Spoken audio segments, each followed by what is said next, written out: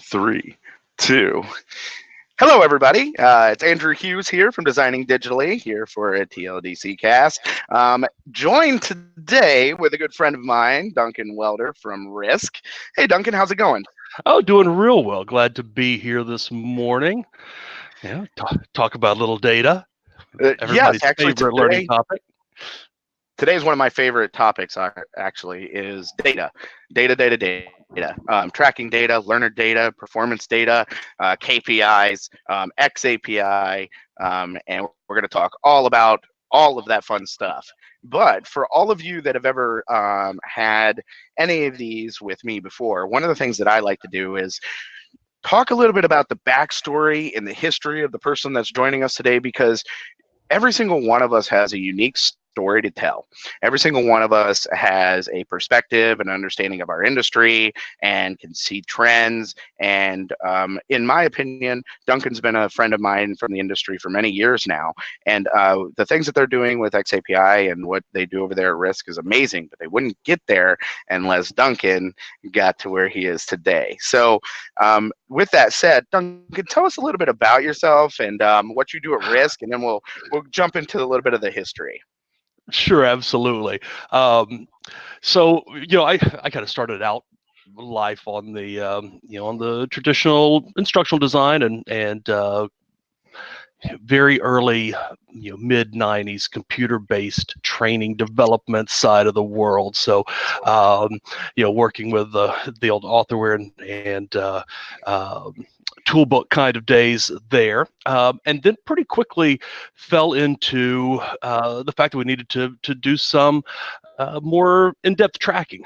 So I went to work with Marathon Oil right out of grad school, and one of the first things that we did was put a learning management system in place across at 4 refineries at the time, then expanded out from there, and that really whet my appetite for the LMS implementation side, especially in the kind of high compliance industries. We were doing a lot of compliance training and tracking and reporting from a governmental standpoint.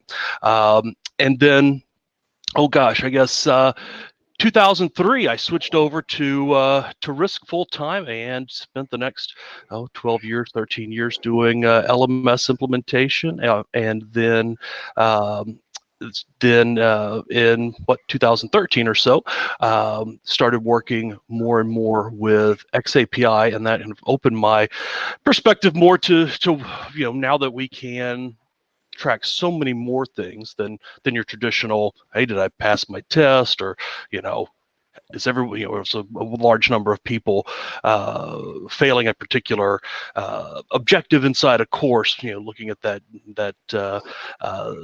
more item analysis side of the world to say, okay, now that we can track all these things, what's the value in it? What can we do from an adaptive learning standpoint? What can we do to streamline training, to evaluate the things that we do now? And then, from there also, then what do we do as responsible actors, and whether we're content creators or we're more on the infrastructure side, the LMS or LRS side, what are the logical things to track? What are the legal things to track? What do we want to be sensitive to around student data, whether that's in the K-12 space, or that's the adult learning space, and then there's all the complexity then that comes in from whether it's purely U.S. domestic, is it multinational kind of security concerns? So there's a lot there, and a lot of it's been really just kind of looking at what is the next the next thing that intrigues me, that keeps driving me to these new things. So never had the intention of being, and clearly don't claim to be, a data scientist or data analyst by any stretch of the imagination, but like to sort out what kind of solutions we can start ferreting out. Duncan, that is an excellent explanation, man, of your background and your history. You made a comment to me a while back that I find it fascinating, because it sounds like we've had some parallels. Back in the day when you first started those CBTs, you were using authorware and director and JavaScript and HTML, and I find that fascinating, because that's the that's the start of curiosity for interactive media and for this training realm. And what I found is, if you didn't go towards the marketing and advertising side, interactive media was really big in this L&D training side of things, and that's how I fell into it too. No, I think that's right, and I think it was, from a timing standpoint, I think it was a really good time to be in the space from just developmentally, because we started out, we were pre-web, so it was exciting to be able to get stuff to run and work on a local area network. And then when we started saying, oh, we could run this on the wide area network and have everybody talk to one another, wow, that's just crazy. So you did a lot of you did a lot of sorting out and often workarounds and things to make stuff work. But you come in now and say, gosh, the fact that all this stuff works so well together and is easily integrated, it's nice to be able to think back on the times when, gosh, you had to sort out, how do I make this work when the only, say off the shelf content, you might have a copy that only writes back, from a CD-ROM to a locally installed little database that's proprietary on the hard drive of that machine. How do I go out and get that stuff and import it into something that I can do something valuable with? It's funny you say that. I have a fun story. I spent an entire weekend celebrating, partying, because back in the day, I figured out when I was working at GE, we developed out these CBTs, and we were using AICC, and I figured out a way for it to detect when it had an internet connection and send the AICC data back to the LMS. And back then it was Plateau, and it was just a PHP send, but it would do it, and it was functional, and it would send at least the passing data, the 4 criteria, just like you have a SCORM for AICC. And man, I thought I was the man. I celebrated an entire weekend because I had spent like months trying to figure that out. And I don't know about you, but a lot of times what would happen, especially in this training side, is you didn't necessarily have an expert developer working with you. They had you as a front end developer and said, oh yeah, by the way, you got to figure out this coding, and it was thrown into fire. But I make friends with the IT folks. That was that's the other side. Is if you get to the point that you walk in the door and they all just shake their heads, that things have gone bad. If you can keep those guys supplied in Mountain Dew, then get a lot of sideline support there. Yeah, they'll definitely help you out. I was going to say, if you get those head shaking when you walk in there, you're in trouble. You're done. You're done. You might as well put in your resignation now. Those tech guys, you don't ever make your tech guys mad. That's the best advice they there. Can cut you down. They will stop you from even getting your email. So I want to talk a little bit about, well, first off, I have RISC's website up here, but I want to talk a little bit about, before we get into data analytics, and one of the things that I really do want to talk about is data privacy and tracking this stuff and how that works. But before I do, I know that you guys do a lot of conferences. What are you guys going to be coming up to? Are you guys going to training 2020? Are you going to learning solutions? What are you guys going to be at? Yes is the answer. So I'll be out at Training 2020 this spring, early spring, and then Learning Solutions after that. Then the ATD International Conference, middle of the year, and then certainly imagine DevLearning that will pick up smaller things, in between here and there. Kicked out a speaking proposal to the Learning Dev Camp. I attended that for the first time this last year, and it was a great. I heard that was fun. Yeah, it's a good experience. It's a small group, so very, very interactive and geeky, which I like. So I enjoyed that one. We'll see if I can get that one on the agenda for this year. Yeah, I wanted to know because I just wanted to make sure people know that they can come around and take a look at you guys' booth because, with RISC, you guys develop out custom web portals, learning tracking systems, learning management systems, and then also integration of xAPI. And obviously, being a data guy, that's why we have you here. And with that, tell me a little bit about what you guys have seen as far as trends, adaptation, and what you guys are seeing from your side when it comes to the industry with the utilization of xAPI and data tracking.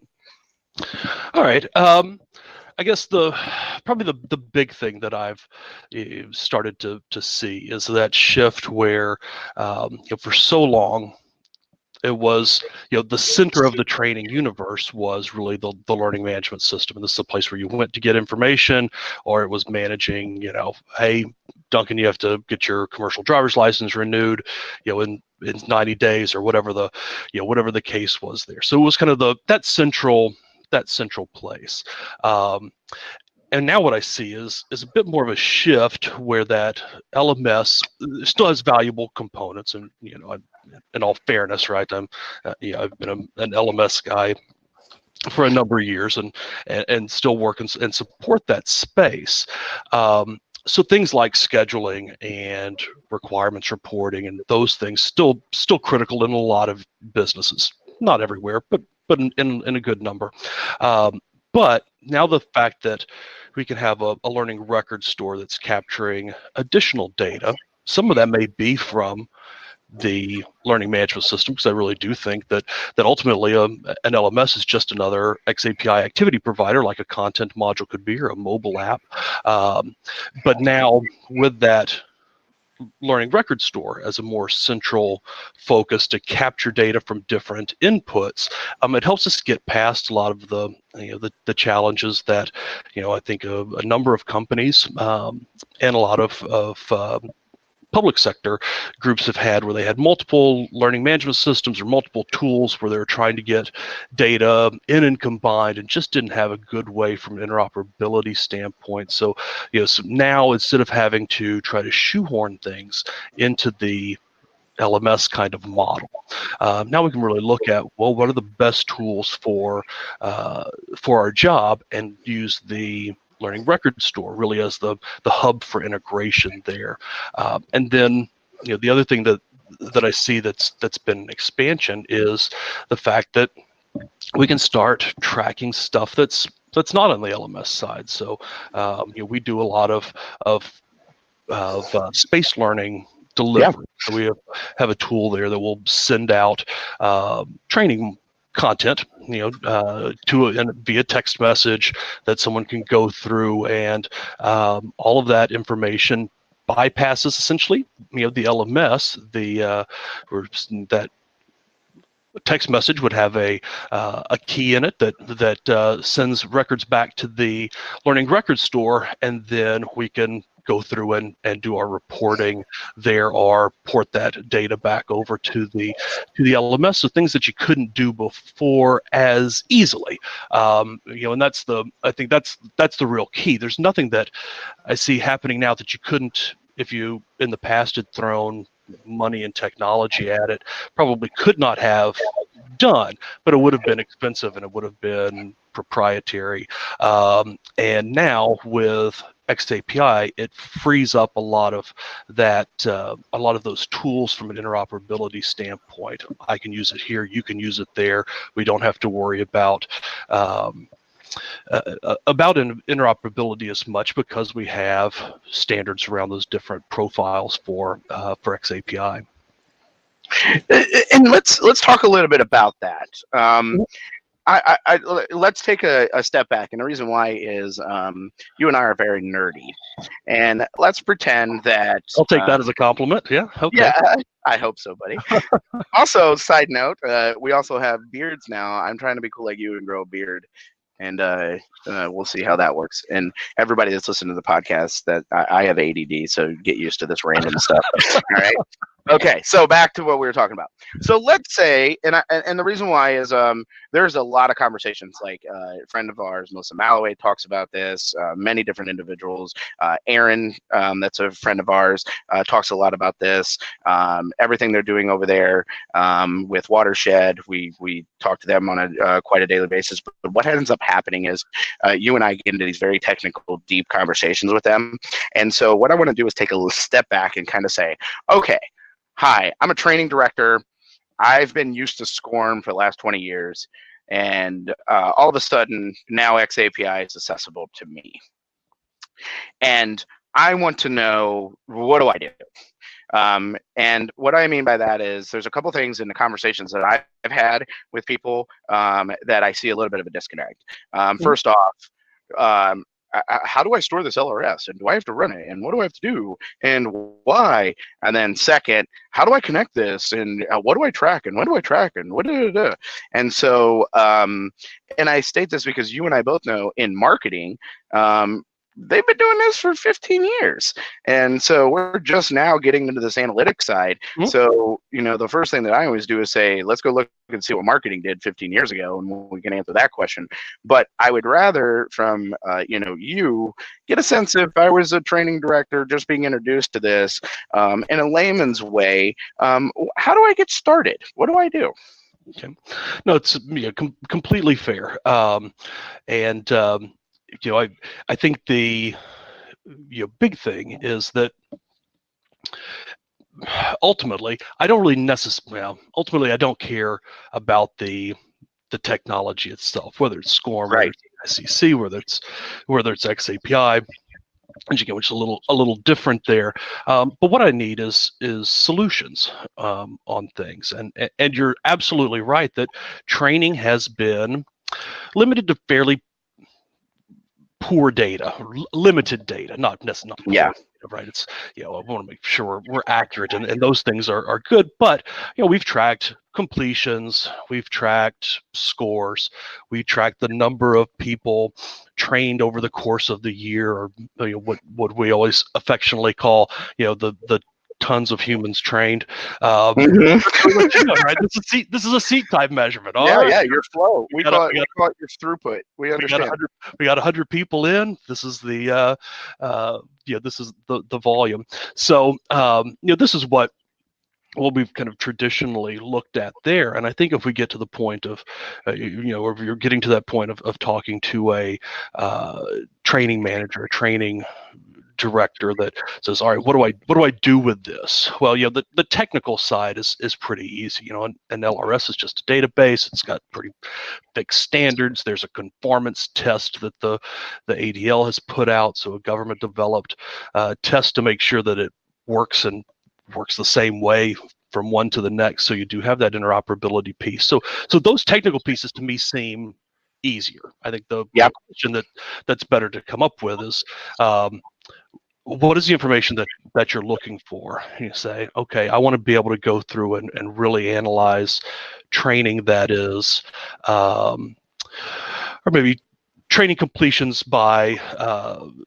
objective, so looking at more specific information inside a content module, or I want to see how people move through different pieces of content, or what performance support tools they're accessing, or hey, would you like to be able to text out a content element to someone and not have them go through the LMS? Because, and again, as an LMS provider, you hear all the time, it's like, oh, I hate the LMS. If all the time. Nobody wants to go there and it's painful. So, okay, can we bypass? Can we do something good there? Can we look at things like forums and discussion groups and identify topics that people may need for additional training? So what are all the things that we can go through and access? And one of the things that I think is still probably one of the most valuable elements, and there are a few different groups that are working on it on the content side, is the fact that with xAPI I can send a statement, which we always think about, this content module maybe is going to send an xAPI statement that says that, I clicked on this button, or I flipped this card, or I did whatever the interaction was inside a content piece, some kind of learning experience. But you can also read. One of the things that xAPI defines is that I can read that data back out. So from an adaptive learning standpoint, if I have a series of content modules, I can complete one, and then when I get into two, content module 2 can read what I did in content module 1 or how I performed, and maybe I don't need to go through this section, or maybe I need reinforcement before I go back through. So being able to really adapt content, I think, is one of those areas from a streamlining standpoint.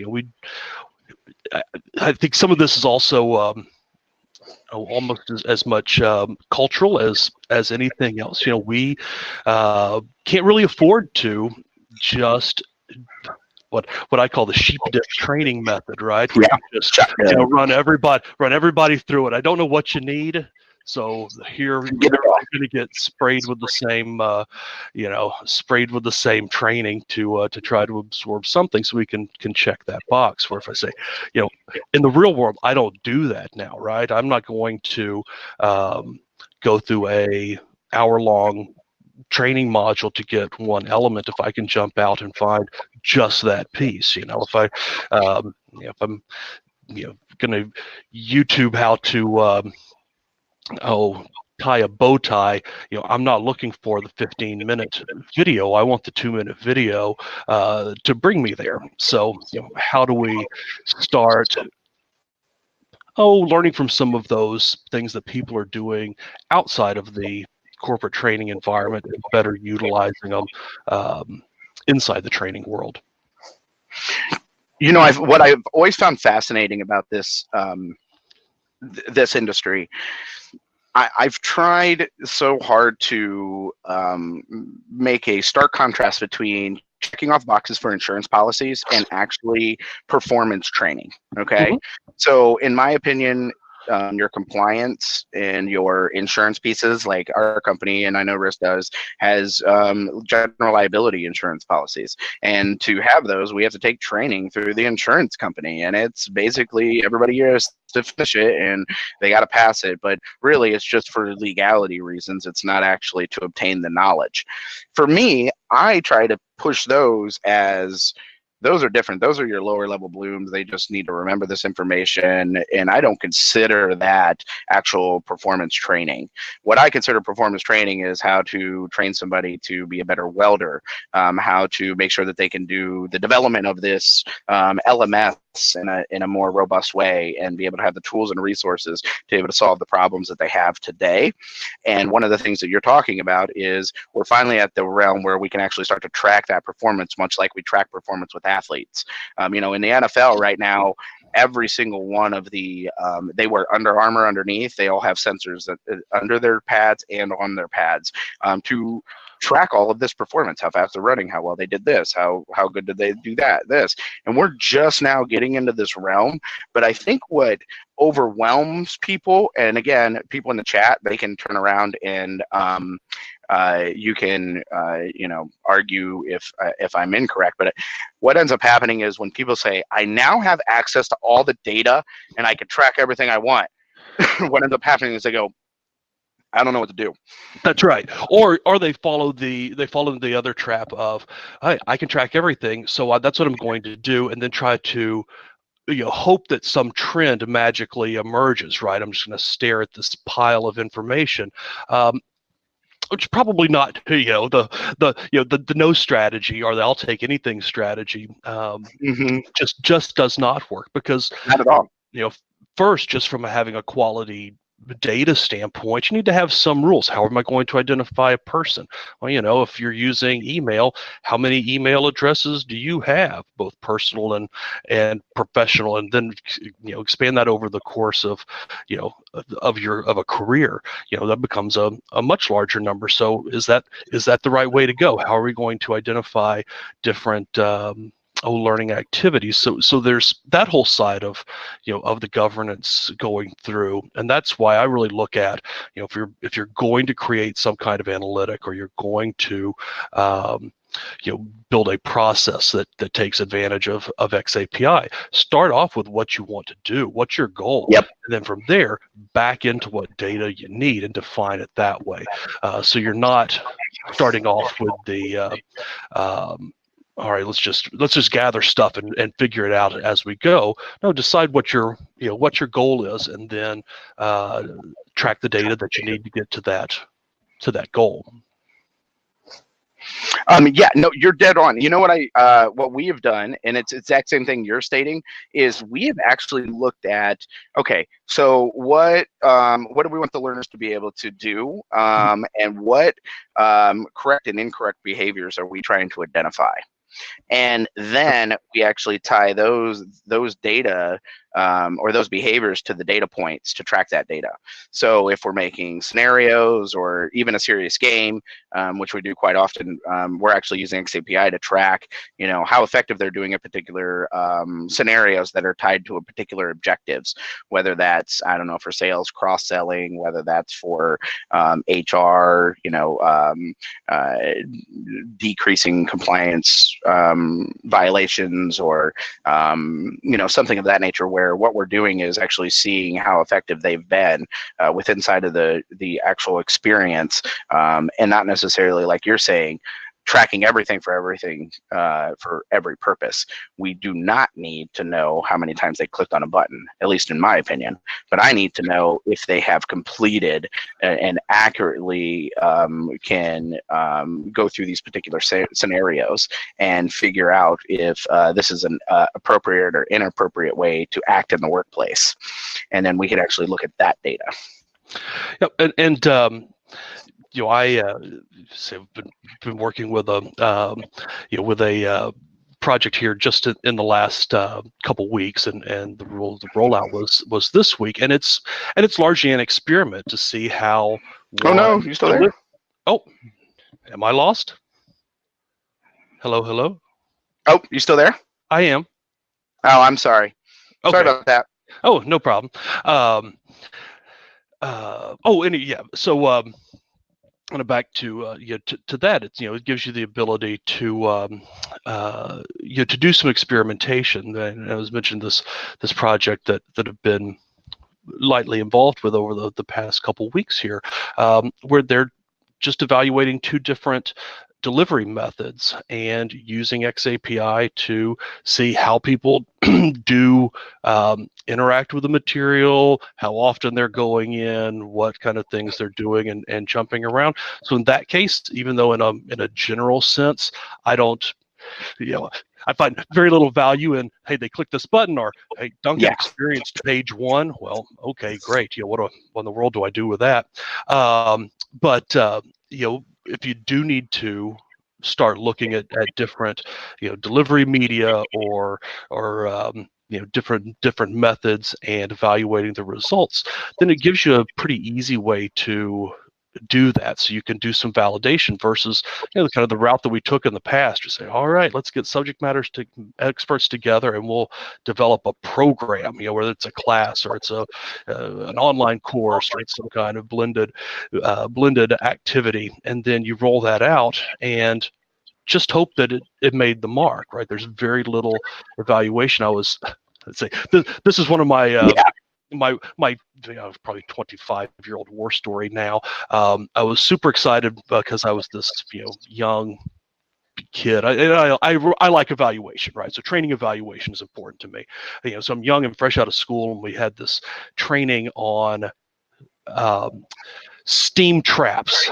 So this is a very, very exciting piece of equipment that basically, if steam pressure gets too high, it will vent some off or will release water, out of pipes as steam cools. But so not exciting or sexy necessarily.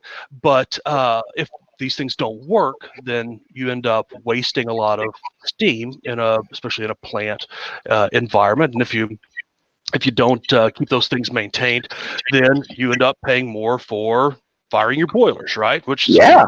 and all that.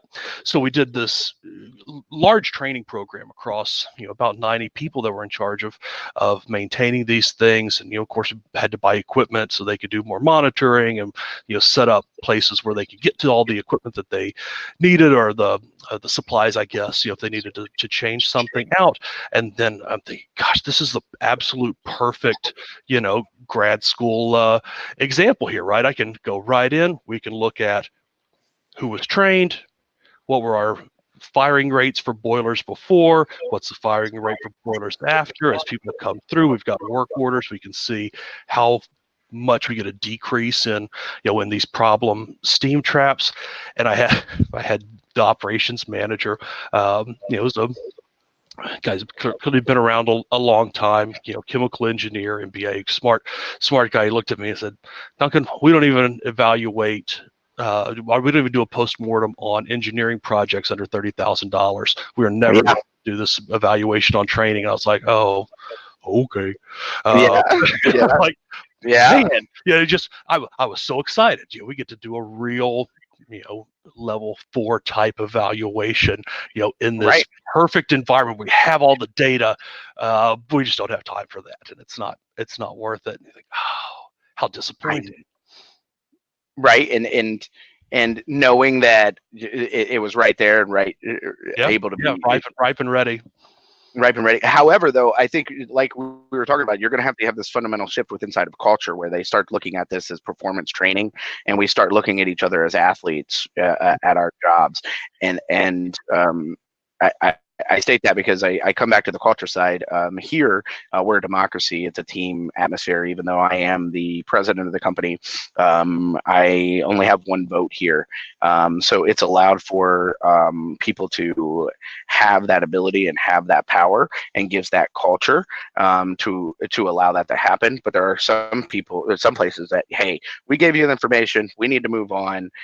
We know they at least passed it, and we're good. And there will be cultures and places that are okay with that. But what I find is, if you have a knowledgeable workforce, you will have a very successful business. And knowledge transfer is the number. You can't. It's hard to put a hard dollar figure on it, but it is absolutely a huge expense for knowledge loss, and it's a huge liability for knowledge loss when people leave the workforce or even transfer to a different position. And so knowing that if, let's say, you're training people and you need to be able to understand that this individual's at a particular performance level, xAPI is going to be able to give this. But again, you're going to have the right culture and the right people to be able to say, yes, I really do want to see that data, rather than just have them click it off. You can't. Once you expose it, it's very hard to unspill the milk, right?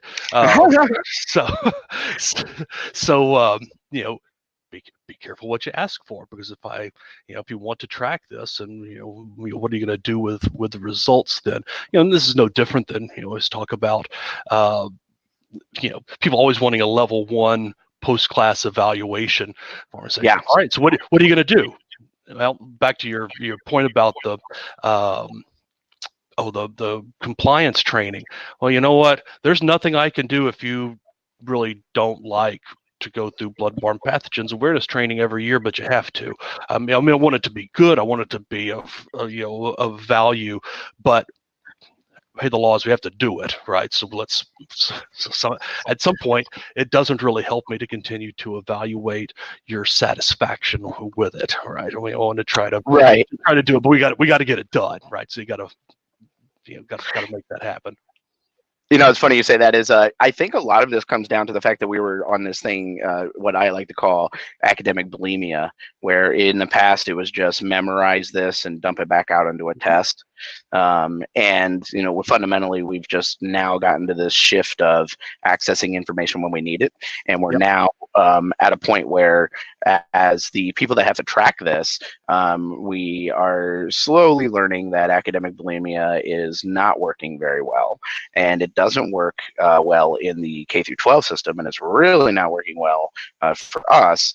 And so I have a fundamental, or I think fundamentally, we are going to end up with this being not just the standard, but us going, oh yeah, I can't believe we went with SCORM for that long. Trust me, I love SCORM. Thank you, ADL. We needed standardization, especially with you guys fighting with AACC and you guys figuring that out. But to me, I think this is going to allow us to see the performance and look at our organizations as if we're team members playing a sport, or in a group, or we're in the same Dungeon and Dragons game, and figuring out how to use our strengths and what we don't know, and to identify those, and to be able to help each other get to where they need to. And I think it opens up the doors. But I think, like we were talking about before, you have this hindrance of, where do I start and what do I do? I got to buy an LRS. I have to get this integrated LMS. Where do I see this data? How do I see this data? What do I do with endpoints? What is an endpoint? And that kind of stuff. So that's why looking at backing up into seeing, if I were the training director and jumping into this, what would you do and where would you start? Yep. Yeah, and I think there's a great a great example that I saw recently from the ADL with their total learning architecture.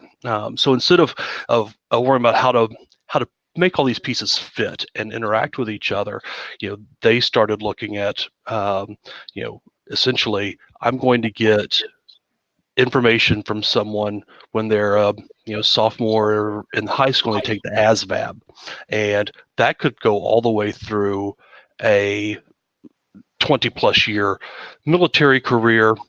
And then at the end of that, then there's the cross-referencing back to, what are the civilian certifications or degrees or programs that, in the past they didn't worry about. You finish and you say, oh no, I've been doing HVAC work, with the military for the last 5 years. And they say, well, you're not licensed to do HVAC work here because we have to have ASE certified trainers, or we are certified technicians or whatever.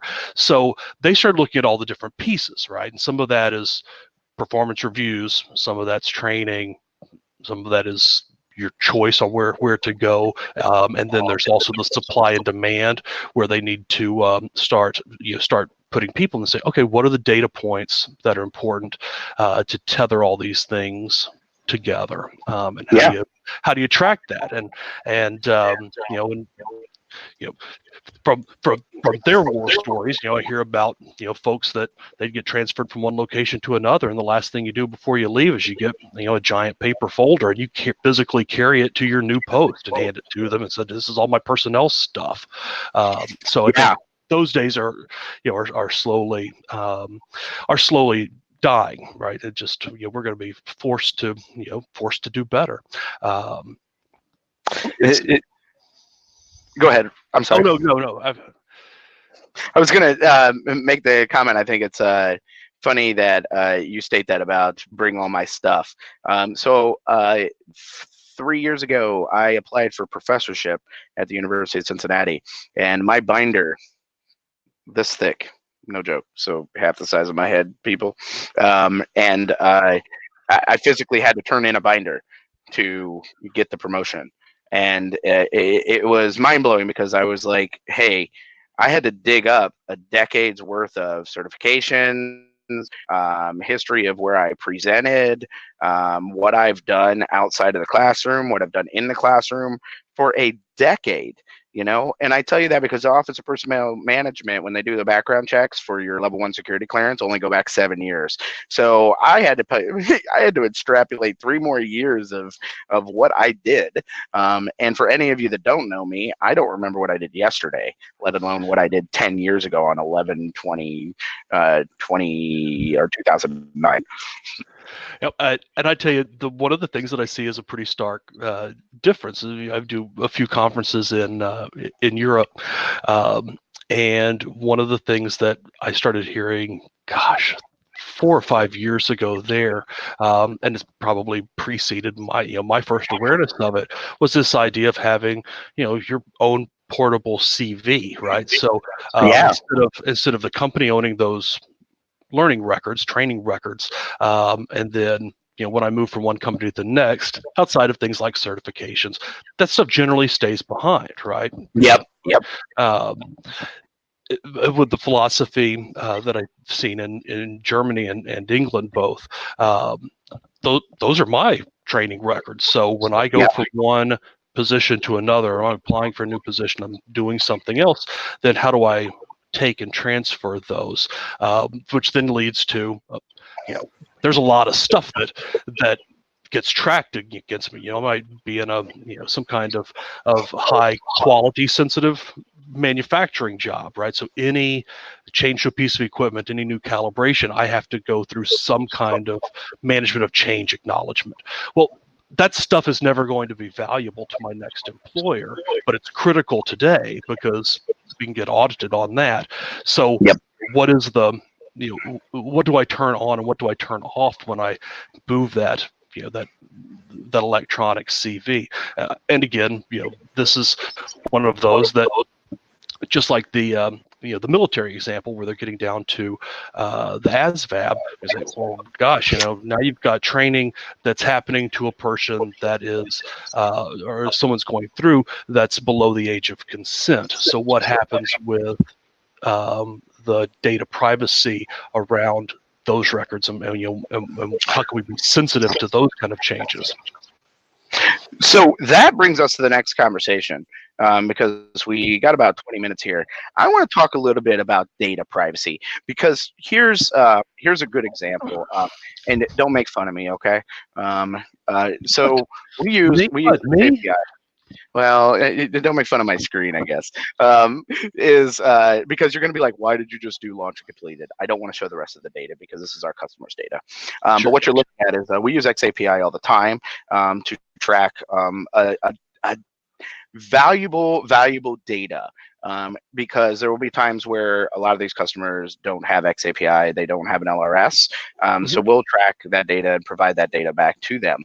But the concern that we've always had, and one of the things that we've been tackling, and I think the industry as a whole, because you just brought it up about this cross-platform of your CV. Well, when you do something like that, or you are able to keep a hold of your CV and pull it around with you, is you do have data transfer and data exchange of what you've done and when you did it. And so you do have some privacy concerns for the people that are actually taking these courses. I know for us, I don't want to know names, email addresses, phone number. I don't want to know the person's contact information. I want to know what happened inside of the course. So with that said, talk a little bit about what you've seen from a couple things. Number one, any restrictions over cross-domain, which you and I called you a couple weeks ago about cross-domain, to have a nerdy conversation about cross-domain restrictions. For all of you that don't know, a lot of times websites will restrict cross-domain communication. And so sometimes it'll work. Sometimes you'll be able to use an API, sometimes you won't, depending on how the server is set up, if it allows cross-domain communication. And cross-domain would be from going from designing digitally to RISC, or going from this site to this site and providing data exchange, either through an API or direct data exchange. So since we have this time, let's talk a little bit about data privacy. What let's say that you're one of these, because I'm looking at the list. We got a lot of people in here that are developers and designers, and they may be in charge of connecting endpoints. And what can they do to make sure that they keep themselves from getting called into the boss's office asking who gave them permission to track this, that, or the other? Sure. No, I think it's certainly a valuable discussion, something that we have to have. I also think there are a lot of times, and you don't do it because I'm always sensitive to the way it comes through. But I think a lot of people very naturally kind of lump data privacy and data security together. And I think that's short-sighted, right? I mean, the security side, we need to secure all our data, right? So that's just a technical matter, and you sort those things out and you figure out what needs to be done from a security side, so that you have hardened servers and you do penetration testing and all those things that keep your data secure. So I kind of push that off the table and say the real thing that I'm concerned with is privacy for that student, for that learner. Yeah. And again, we've kind of taken an approach traditionally where it's been very rule-based. I can't send this information, I can't track that information, or we're not going to share grades and levels and that kind of salary stuff. So there's essentially a limit that gets placed there, where and there's a good book that's on my nightstand right now, that's privacy as a trust relationship. So instead of looking at it as a legal compliance, what are the things that I need to share with my students that we're tracking? What kind of consent do I need to get that information? What's the value there? And if there's something that I can look at, like you mentioned, purely as aggregate data or as anonymized data, because I'm just looking at the flow of someone through content, then let's not at all capture a name there. Now, if you want to do something like the adaptive learning model, where I'm going to take this course and it needs to go back and see what I did in the past, it's clear there's a value there. And as a student, that's one of those things that I'd say, gosh, yeah, I'm totally down with that, because I don't want to take all this extra training just because you weren't smart enough to figure out that I passed it last time. To me, that's one that makes sense. And we have the same trade-off all the time, right? I share probably more information with Amazon than I likely should, but Yeah, I get right. a value for that, right? I mean, when someone that I like to listen to drops a new album, I get an email that notifies me of that, or I get recommendations on things. So there is a value. If I need to order trash bags for for the office, there's a message that comes out and says, hey, it's been 3 weeks since you ordered trash bags. So there's a value there.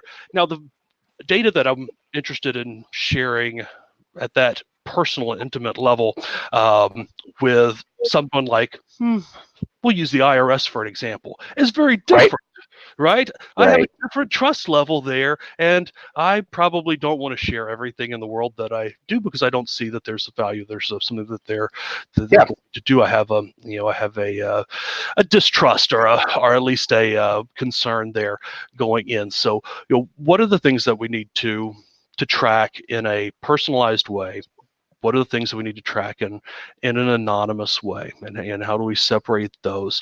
What are the things that we need to make sure that we do expose to students so they're aware of this? I saw a application, this is a few years ago, at an ATD show, or probably ASTD show at the time, and what it did is it analyzed the instant messages inside an organization, and it would then kind of sort and rank by topic.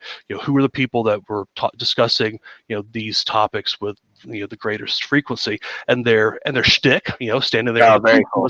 was well, now if you need somebody that does whatever, is good at pivot tables. Hey, I recognize through the chat discussions, everybody asked Bob about about how to do pivot tables. I sat there and thought, man, as soon as your employees figure out that you're indexing every word in their instant messages, I'm pretty sure they're switching over to their phones and sending an SMS.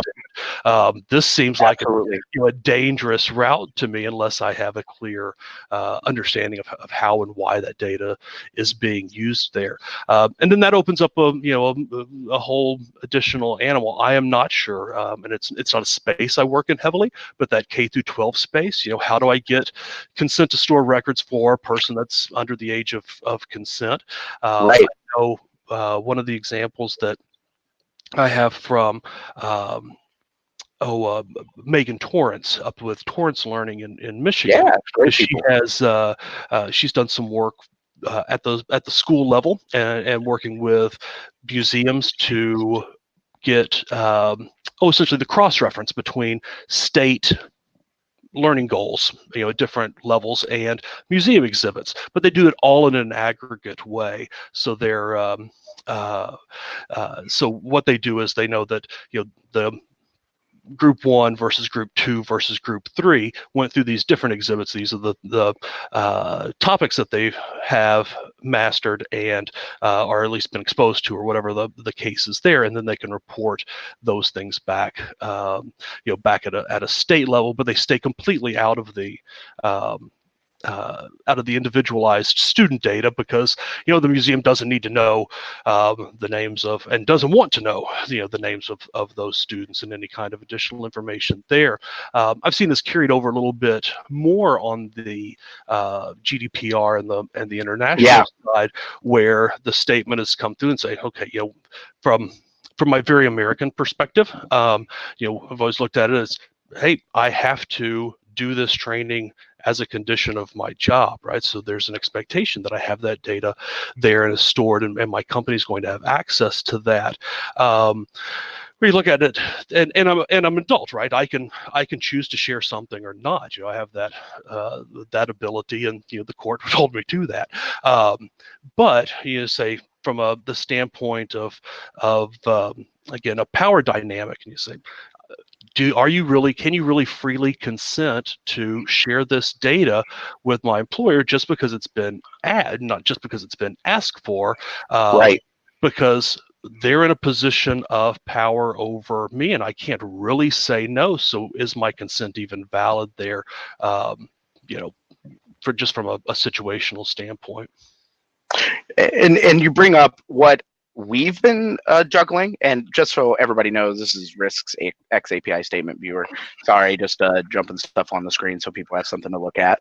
But one of the things that I think has been something that we're tackling with is that legality of what data is being tracked and what's not being tracked, and what data, and I think we're going to come to a crossroad on this in the future, is who controls that data, like you're talking about. It sounds like over the other side of the pond, they really have the emphasis on the data is owned by the individual so that it can be moved across.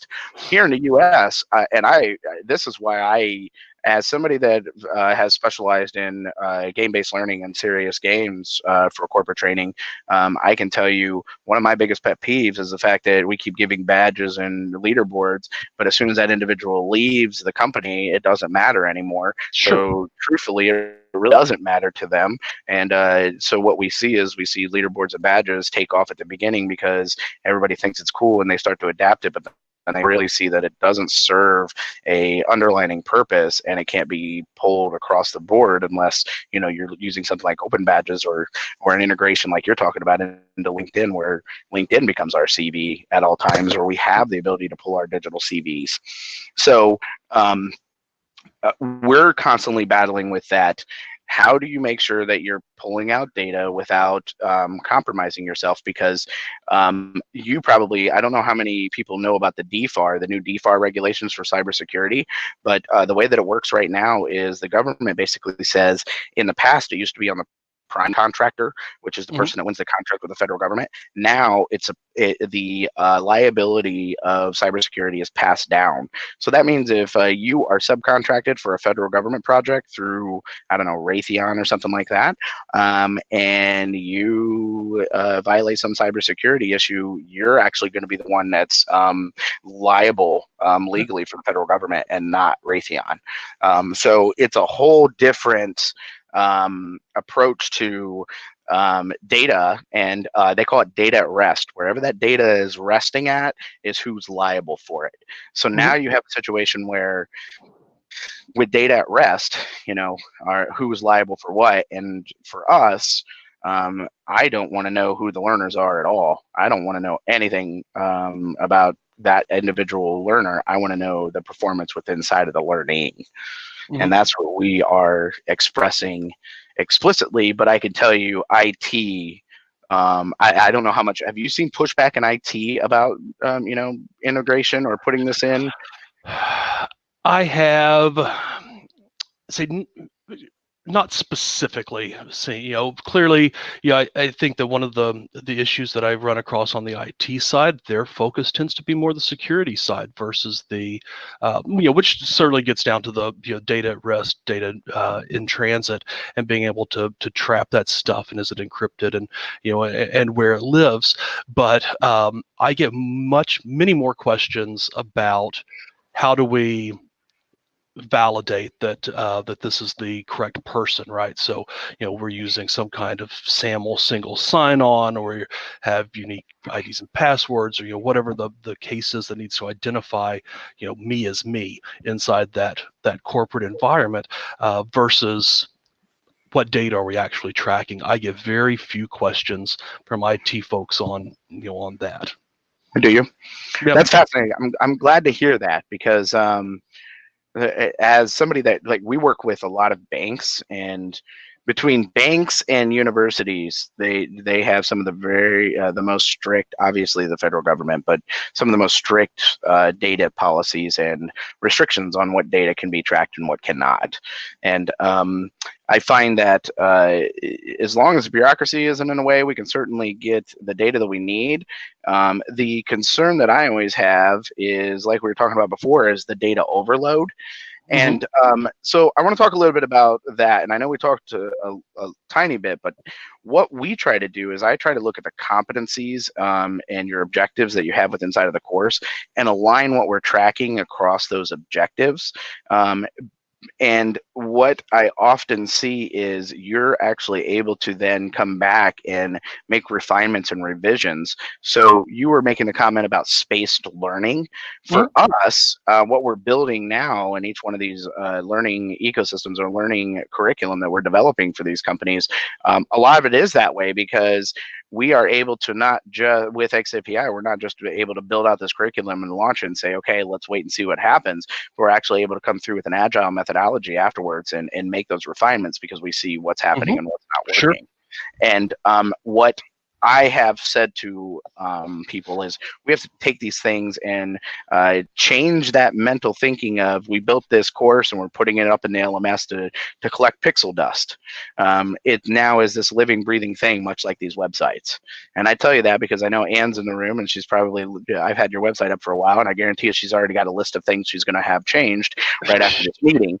And I don't say that because I haven't seen anything that is, but I'm telling you that because I know that websites are living, breathing things, and most of the training material needs to be that way also. And I saw a fascinating experience of that. I was in, I went up to Canada to interact with the Canadian public schools, and what they're doing is they are literally doing a mix between the Agile and ADDIE method for each one of the classes in like the kindergarten and first grade. And what they're doing is they're using the actual consumers to get that feedback, but they're also tracking with xAPI to see, where kids are excelling and where they're not excelling with inside of the classroom, which I thought was fantastic. Yeah. And they're just starting this, and they're hoping, over the next 10 years that they can actually just start to integrate this and continue to build that into the rest of the courses, because obviously they have a ton of curriculum, a ton of courses, and a ton of classes to work on. But it was fascinating to see how effective that has been for them. Well, I mean, even just the the shift from something like the very traditional textbook model to some kind of ebook or e-publication for textbooks, right? And you think about your classic high school pick whatever subject. You're going to have content, you're going to have call out boxes. Here's the review stuff at the end of the chapter. What of those get used? And you just don't know in that very analog delivery method, where when you start looking at moving some of that information over to a to a tablet or a Kindle or whatever the case is there, and say now, if no one ever hits those case studies, or no one ever goes through those review questions, then I can see that, and I get or might be able to separate, hey, people that do go through the review questions, that went through the review questions at the end of the last 5 chapters when we had the test, performed this much better than people that did not, or went through them intermittently there. So from the analysis of our own content, yeah, I think there's huge opportunities there. We just have to decide how we're going to use those. I think this is fascinating because it would have made my life, well, not mine, but our team's life a lot easier. Back in the day, this is old. This is like 2008 or something.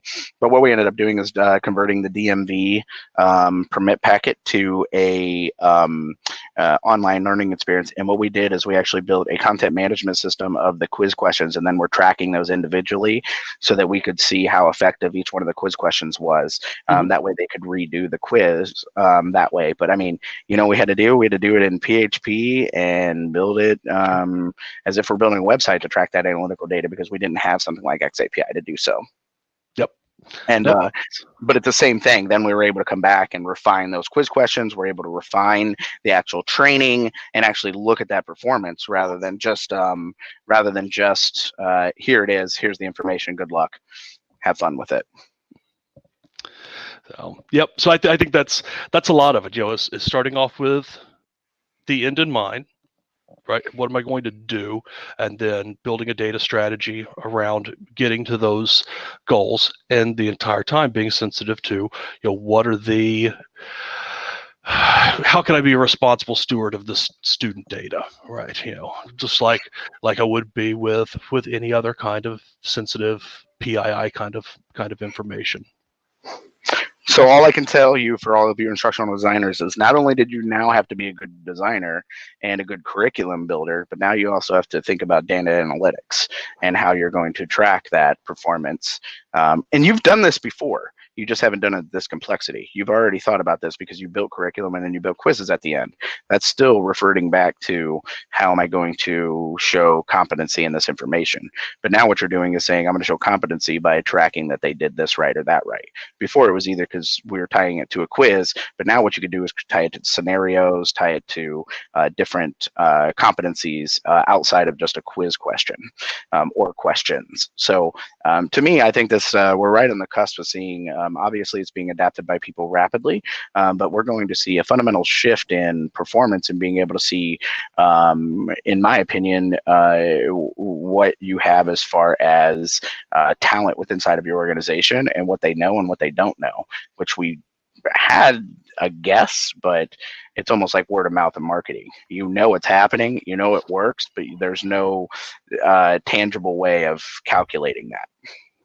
But I'd rather make a conscious decision to board that train than get dragged along, under protest, right? So, what are the capabilities that are out there, and what can we do?